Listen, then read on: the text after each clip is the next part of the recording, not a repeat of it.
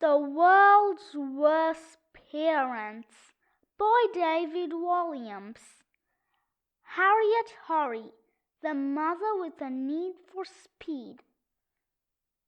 You had to watch out when Harriet was about. The long-limbed lady always rode her bike far too fast. The mother of 6 children, all girls, she dressed in cream silk blouses and long, flowing, flowery skirts, topped off with a feathered felt hat. Each morning, Harriet piled all 6 of them onto her old-fashioned lady's bicycle to race them to school. Despite her proper appearance, Harriet was a speed demon, and the route from the country house where the Hurry family lived to school was downhill. So, with all the weight of her 6 children on the bicycle, Harriet could reach eye-watering speeds. She would overtake sports cars, whiz, speed through red lights, whoosh, soar over speed bumps, zoom, take shortcuts through the hedges, rustle, and perform a triumphant wheelie when they finally reached the school. Whir! To understand this obsession with speed, we need to go back to when Harriet was a baby herself. At her birth, she shot out of her mother's tummy super fast, so super fast that the midwife couldn't catch her. The poor lady was like a goalkeeper trying to catch a speeding football booted by a star striker. Spot the difference. Baby, midwife, football, goalie. Baby Harriet soared over the head of the midwife. Whoosh! Sailed out of a window. Zoom! Luckily landing in an empty pram idling outside the hospital. Doomph! The force of baby Harriet's landing made the pram shoot off. Whir! The seconds-old infant was immediately speeding away from the hospital. As the child's mother screamed from the window of the maternity ward, "Stop that baby!"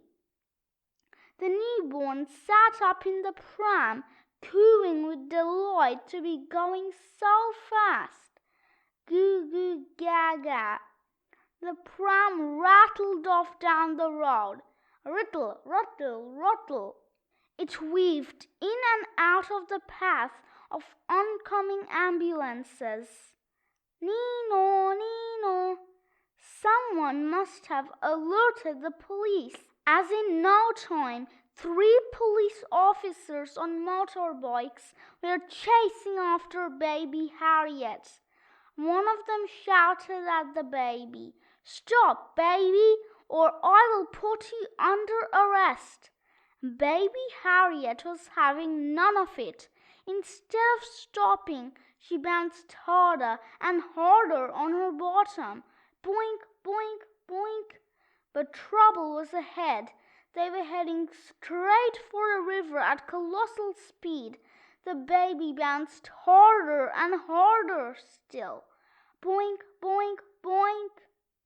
The pram hit the river bank so fast that it soared over the water and landed on the other side. Doof! The police officers were not so lucky, despite revving their engines. Roar! They weren't going fast enough and plunged into the river. Splosh! Now there was no stopping baby Harriet. Up ahead, more police had set up a roadblock of police cars to stop the runaway baby. There was no way through, or was there? A huge smile spread across baby Harriet's face when she saw the police cars lined up ahead of her. She bounced and bounced up and down on her bottom, boink, boink, boink, making the wheels of the pram spin until they were nothing but a blur. A whir!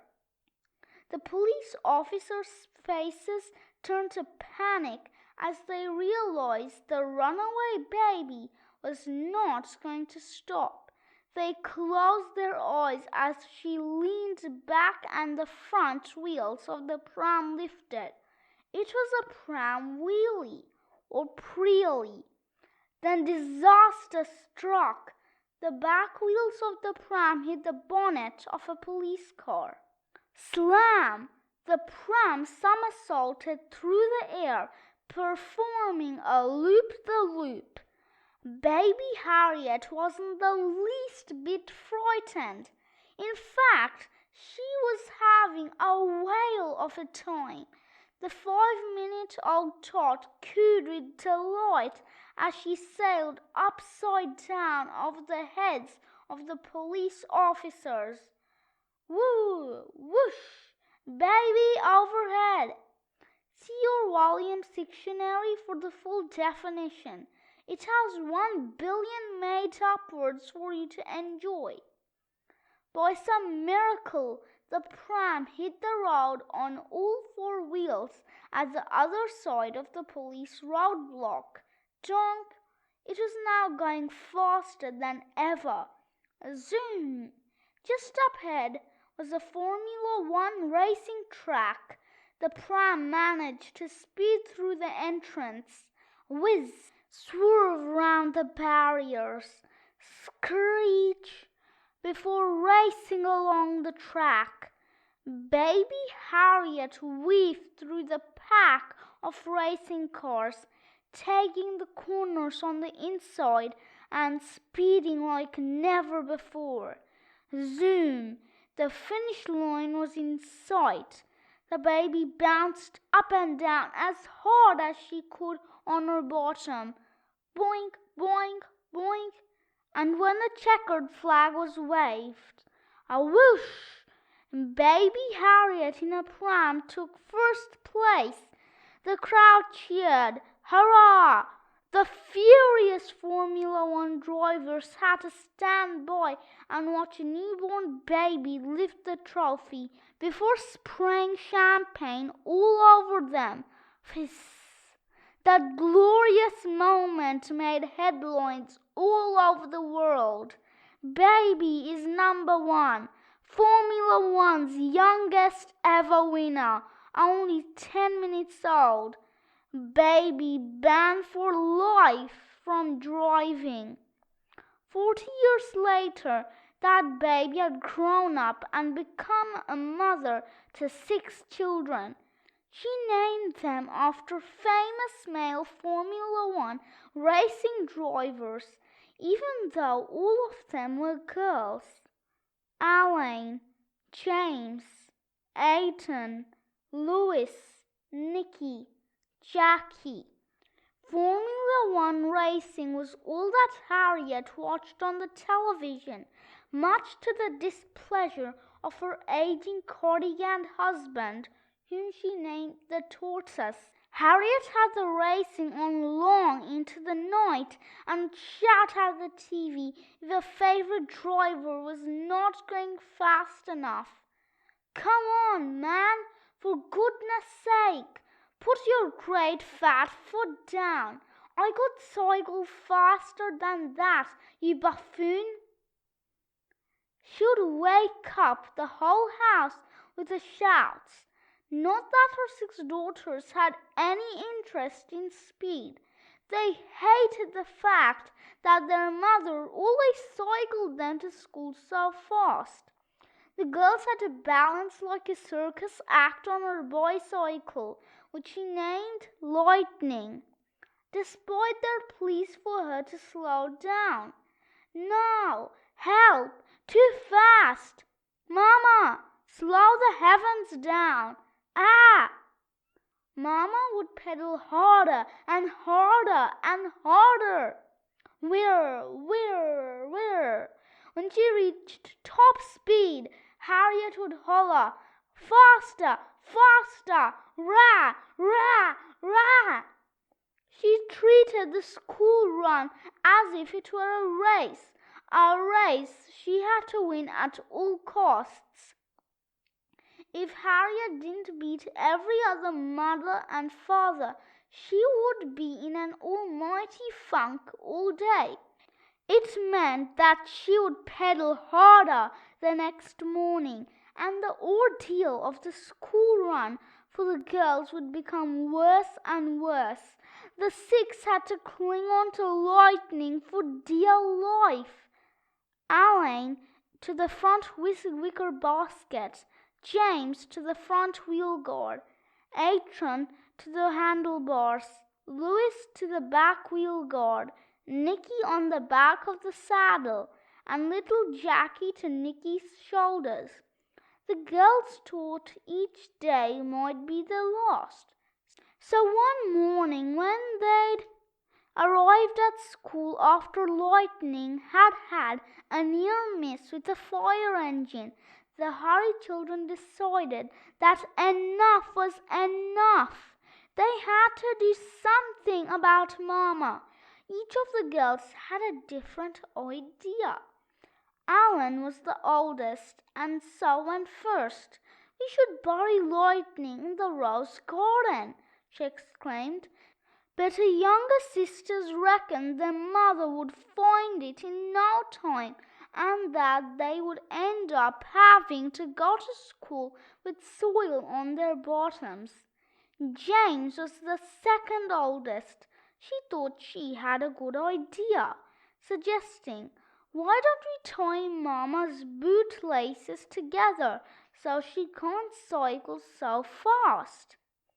The girls soon imagined the bicycle crashing and all of them landing in a giant heap on the ground. Not fun at all.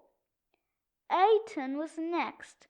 She thought that puncturing one of both of Lightning's tires would definitely slow Mama down.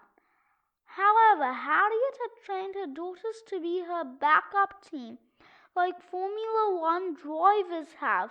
The girls would be ordered to change Lightning's tire in less than 3 seconds flat.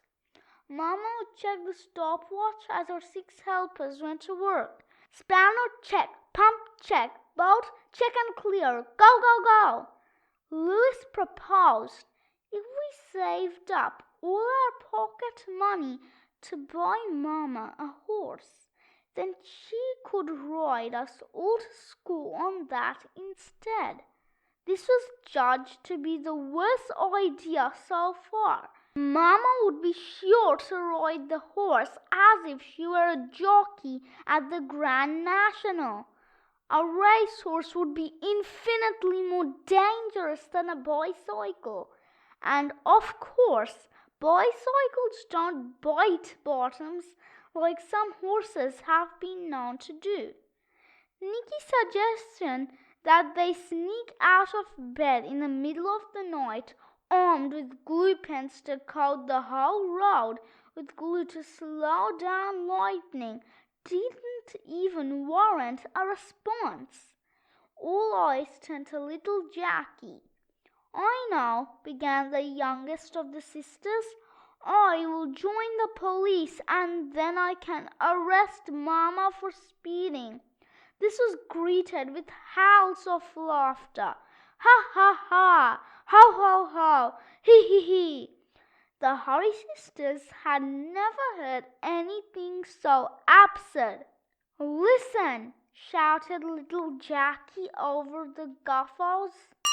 Wally fact: the worst offender in terms of a horse biting bottoms is world record holder Nibble, a Shetland pony who once bit the bottoms of 347 people at a summer fair in 1981, and I still have the bite marks to prove it. I can go to the police station straight after school and ask to become a police officer." "You can't join the police, little Jackie," mocked Alan. "You're far too young. You have to be a grown-up to join the police." Being the oldest, Alan liked to think of herself as the boss. The other four chimed in, following suit. "What a silly idea! As if! Jackie's just a baby. She barely comes up to my knees."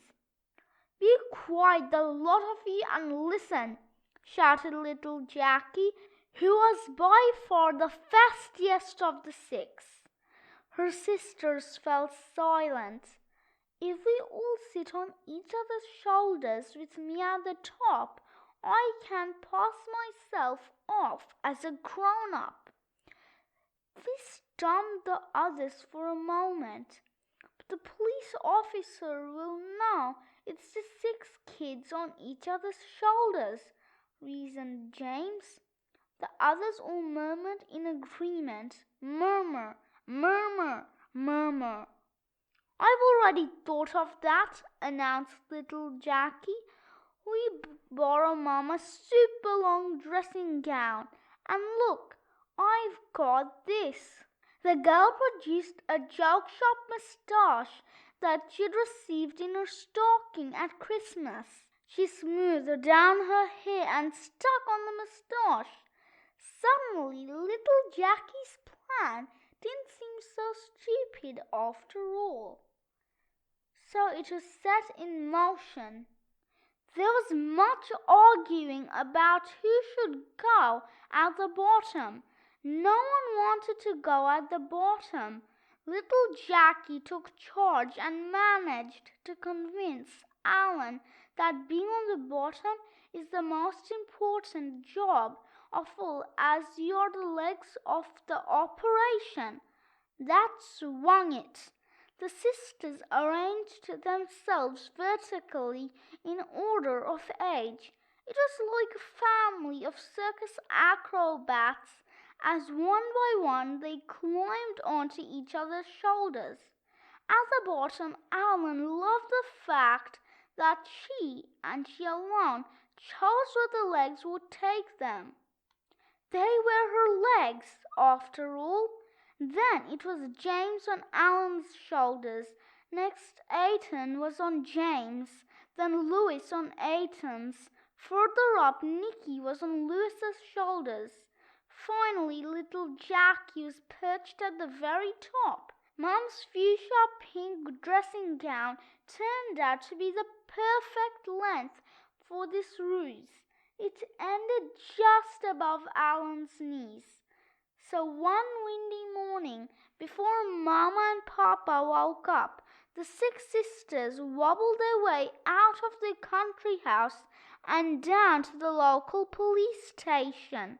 Walking down the street, little Jackie got some strange looks. What with being impossibly tall and having the face of a girl with a joke shop moustache stuck on, not to mention the long pink frilly dressing gown. But she styled it out by peering down her nose at passers-by. Finally, the tower of girls made it all the way to the local police station. Standing on duty behind the counter that morning was an especially stern-looking police officer, P.C. Stade. On seeing this vision in front of her, her beady eyes nearly burst out of her head. "Yes!" barked Stade. The girls were so taken aback by the bark that they very nearly lost their balance. Wibble, wabble, wobble. Hello," began little Jackie, her joke shop moustache coming loose as her face beaded with sweat. "Are you drunk?" demanded Stade. "No," replied the girl, putting on a deep, manly voice. I just had pineapple juice." "That's what they all say. Are you here to report a crime?" "No, there is a big problem with speeding in this town, and I want to sign up to be a police officer." State shook her head. "You look a little young to be a police officer." "Toady so," hissed Alan from the bottom. Little Jackie silenced her sister with a sharp shh under her breath. "Ouch! What was that?" demanded Stade. "Just a bottom burp," replied the girl, trying to make her voice sound even deeper than before. It didn't sound like a bottom burp. It sounded like a cry of pain. "It was a big one, so it was a little bit painful," she lied. "My bottom does that sometimes. Yelps." The PC rolled her eyes. "Well, if you want to be a police officer, you have to fill out this form here." She passed a piece of paper across the desk. The hands that were poking out of the sleeves of the dressing gown were actually Aiton's. As Aiton's face was hidden behind the dressing gown, she couldn't see where the form was, so when she reached out her hand to grab it, she missed. Not once, not twice, but 3 times. After accidentally grabbing PC Stade's hand, when Aiton finally got hold of the piece of paper, she managed to scrunch it into a ball. "Scrunch, you are drunk," accused Stade again. No, just a tiny bit clumsy," lied little Jackie. "Clumsy isn't good for a police officer. You might drop your truncheon, and then where would we be? Anarchy." "Please, can I have another form?" asked little Jackie. "And this time I would really appreciate it if you could put it straight into my hand." Stade sighed theatrically, as grown-ups often do, and did what the girl asked. "Hump! Thank you so much," replied little Jackie, turning to go. "Not so fast," barked Stade. "Oh no," thought the girl. "What now?" "Yes, why do you want to be a police officer so much?" "It's my mama." "What about your mama?" asked Stade. "She speeds." "Does she now? How fast are you talking?" "Well, once she went so fast that she broke the sound barrier. Boom!" "That is fast." "I told you it was fast." "I know, but I didn't know it was that fast. Should have been paying close attention. I did say fast." Stade sighed again. "Hump. Well, good luck with your application, mister." "Little Jackie," replied the girl, her joke-shop moustache now flapping off. Good luck, Mr. Jackie Little." "Goodbye," mumbled little Jackie. On the way out, the tower of girls knocked over a stand, scattering leaflets everywhere. Flutter tripped over a police dog, woof, and knocked over a policeman and the robber he had handcuffed. Oof! Stade shook her head in disbelief. The plan hadn't quite gone to plan. Even so, little Jackie filled out the police application form and sent it off. To her and her 5 sisters' great surprise, the very next day little Jackie received an official letter from PC Stade. "Dear Mr. Jackie Little, thank you for coming into the police station. I have good news. You have been accepted into the police. Congratulations. You will begin first thing tomorrow with traffic regulations. Please report to me at the police station at dawn. Yours policely, PC Stade, the one with the beady eyes. The next morning, the Tower of Girls wobbled excitedly all the way down to the police station. As the sun rose over the town, they were met by PC Stade, who immediately began to explain how speed gun worked. It was a device that police officers used to point at vehicles they think are going over the speed limit. So you just point that at the bicycle? Asked the girl. Stade spat out her tea. Split bicycle, she exclaimed. Yes, my mama speeds on a bicycle. We normally use this on cars and motorbikes and the like. We have never, ever, ever stopped someone on a bicycle for speeding. Trust me, I did say fast. That he did, admitted the PC, and Mama can pedal a great deal faster than any car or motorbike. Well then, we must set a speed trap for later. That is exactly what they did. It was decided that the best time would be when Mama would be returning to school that afternoon to pick the girls up. So the sisters sneaked out of school early and arranged themselves on top of each other before putting on their police outfits. This was a cap which was far too big for little Jackie's little head, and a very, very long police jacket that PC Stade had kindly provided. The police officer met the new recruit, PC Jackie Little, just outside the school gates as the bell rang for the end of school. Dring!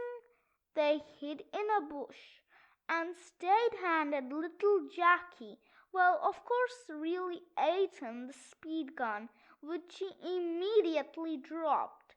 Clunk! When the Tower of Girls and Stade both tried to pick it up at the same time, their heads banged together. Clunk! Eventually they got into their hiding place, and not a moment too soon, because in the distance they could see Mama racing down the road on lightning. At first, she and her bicycle were little more than a tiny blur on the horizon. Then the blur became bigger and bigger as she sped nearer and nearer. Mrs. Harry did not disappoint. Pedaling harder than ever, the mummy in a hurry cycled straight over the roof of a sports car. Zoom! Jumped over a motorbike as if she were part of a display team. Whoosh! And smashed through a fruit and vegetable stall, hurling food everywhere. Splat, splat, splat, oi! Then, with a big grin on her face, Mama took to the final straight. She pedaled lightning as if she were competing for a gold medal at the Olympics. Faster, faster! Rah, rah, rah! She cried. Still hiding in the bush, Stade shouted, Now! Eighton pressed the button on the speed gun. Click! Mama was going at such an impossible speed that the speed gun actually exploded. Kaboom! The sound of the explosion was so loud that it shocked everyone, not least Mama. Lightning's front wheel hit the back of an old lady's mobility scooter. Kabosh! Harriet Hurry somersaulted through the air with a look of horror on her face. Oh, how she wished she could somehow slow herself down to a stop. "Help!" she shouted as lightning crash-landed onto the road and smashed into hundreds of pieces. Crash, bang, wallop! Meanwhile, Mama landed on the top of a very tall tree. Twang! The tree swayed with her weight, and as it swung back, it propelled her through the air at speed. Whoosh! All of a sudden, Harriet Hurry was flying into the school, and she didn't know how to stop. Slower, slower! Rah, rah, rah! It was as if Mama were a pinball, and the school a giant pinball machine. Her daughters all peeped out from the line of buttons on the long police officer's jacket. They watched helplessly as their mother bounced headfirst into the climbing frame. Clonk! Rebounded onto the clock tower. Kerlang! Hit the goalpost. Tear-funk! And smacked straight into the swing. Swing-donk! The swing swung straight through the window of the science block. Smash! And out through the other side. Smash! The lady then spun round on the roundabout. Whirr! Before flying off to the side. Plonk-a-fonk! Speeding down it. Rumph! And landing upside down in the sandpit. Bump! Harriet was half buried, her legs waggling up in the air. "Help!" she cried. "Mama!" shouted the girls in shock. "There's something I need to tell you," began little Jackie, turning to PC State. "I'm not really this tall. I'd absolutely no idea," lied the police officer with a knowing wink. Little Jackie smiled back as one by one the 6 girls jumped down from each other's shoulders and ran into the school playground to help their mother. "I'm stuck!" shouted Mama. The sisters formed a human chain to yank her out of the sandpit. Alan held onto her mother's feet as James, Aiton, Louis, Nicky, and finally little Jackie held on to each other. "Heave!" called Alan, and they all heaved. But Mama wouldn't budge. Stayed dashed over and joined the chain. "Heave!" commanded the police officer. Like a cork coming out of a bottle, Mama popped out of the sand. Pop! Soon everyone was lying exhausted in a big heap on the ground. Tooth! The school doors banged open and the girls poured out. On seeing the huddle of people lying on the ground, the biggest girl in school, Tulissa Thunder, shouted, "A bundle!" Tulissa ran and leaped on top. Oof! As the kids streamed out of their classrooms, they all joined in too. Oomp! Oof! Oomph! "Help!" shouted Mama, trapped at the bottom of the pile. "Everyone off this instant!" bellowed Squashed Stayed. "I will get the headmaster to give you all extra maths homework." That did the trick. The children all piled off as quickly as they'd piled on. "Reverse bundle!" shouted Tulissa Thunder from near the bottom of the pile. A few moments later, the family were all standing in the playground, clearing sand out of every conceivable place. Ears, nose, hair, socks, shoes. "Do you promise never ever to speed again, Mama?" asked little Jackie. Harriet Hurry looked most unhappy, but reluctantly agreed. "Yes," she sighed. "Say a promise," prompted Alan. "I promise," repeated Mama. State's beady eye noticed something. she exclaimed. "Madam, you have your fingers crossed behind your back." "Mama," moaned the girls. All right," snapped Mama, shaking the last grains of sand from out of her bloomers. "I promise." Lightning exploded into a billion pieces anyway, she added. "Then my work here is done," said the PC.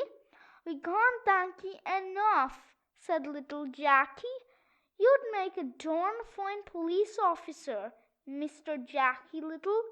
"Thank you," replied the littlest of the littlest girls. "Come back to the police station in 10 years' time and let's see what we can do." Little Jackie looked disappointed. "That's ages, and I loved being a police officer. Please, can I stay one? Please." Stade looked lost for words. All the girls were now pleading with the PC on their little sister's behalf. "Please." All right," blustered Stade. "I will make you the very first police kid." "Yay!" cried the sisters. "You didn't have your fingers crossed behind your back?" accused Mama. "I would not dream of it, madam," snapped Stade.